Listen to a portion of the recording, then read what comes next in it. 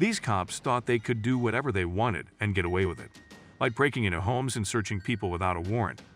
Until they met these guys who won't give up until the cops do the walk of shame in December 2020. Brian B. from U2 went to the North Brunswick to file a report, called the police 2 weeks later. He was wrapping Christmas presents at home when police arrived to ask about a 911 call that had been made from his property. The police were trying to get into the house, and when he started to close the door, they were able to break in. Even after making sure that no one had called and that there was no landline in the house, they still wouldn't leave. As if that wasn't bad enough, they called more police and forced their way into the house, saying he had no right to not let them in. Finally, 9 police officers left.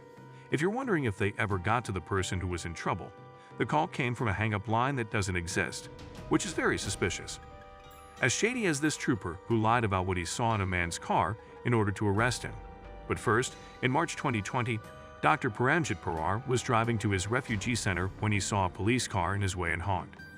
Officer Justin Henderson of the Aurora Police Department jumped out of his car and pointed his gun at the doctor. Henderson should have turned around and left when he saw Paramjit enter the building's code. Henderson tried to scare him by saying he would arrest him if. Not working, Henderson didn't give the doctor a ticket to make it look like he was being nice, but it turned out that Henderson had shot and killed the good doctor a year before. He was cleared of all charges after killing a 22-year-old man who was having a mental episode. This time, he was suspended for a week without pay and told to go to de-escalation training.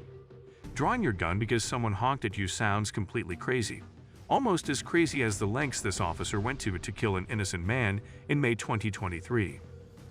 YouTube user Young City was pulled over for speeding by Maryland State Trooper Cuddy Holder. When he gave the officer his license, Holder tried to get his friend's ID, but the friend wouldn't give it up. Instead of warning or ticketing City, Holder ordered him out of the car, and things took a strange turn. It was soon clear what Holder was trying to pin on City. Officers broke into his car and searched it over and over again, but they couldn't find anything. When he confronted them, they had nothing to say to defend the illegal search, but that's not the end of the story. The man looked into the case further and got a video of the officer lying to get into the car.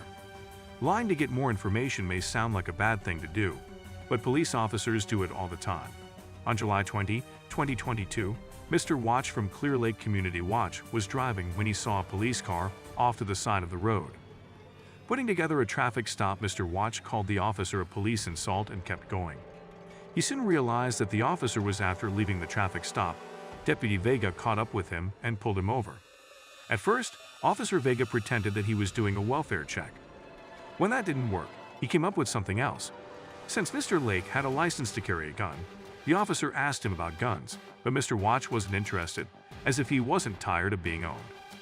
Although Vega was aware of Windows wounds, he still made another false accusation in front of a police officer who was trying to teach someone a lesson. Unfortunately for Vega, the only person who could see this was the officer.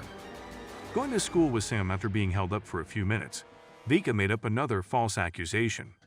All Vega could do was issue a warning, which had to be embarrassing for the police officer. The worst thing is for an officer to scream like they're right, and then have a supervisor cut them down to size. In July 2023, Officer Blasher responded.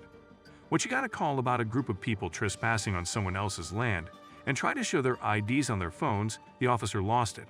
Things weren't going her way, so she radioed for help but lied about what was going on, not knowing that one of the men had heard her. Even telling her to call her supervisor wasn't enough to stop her from being hostile and angry. When her supervisor finally came, he sided with the workers, making her take back what she said.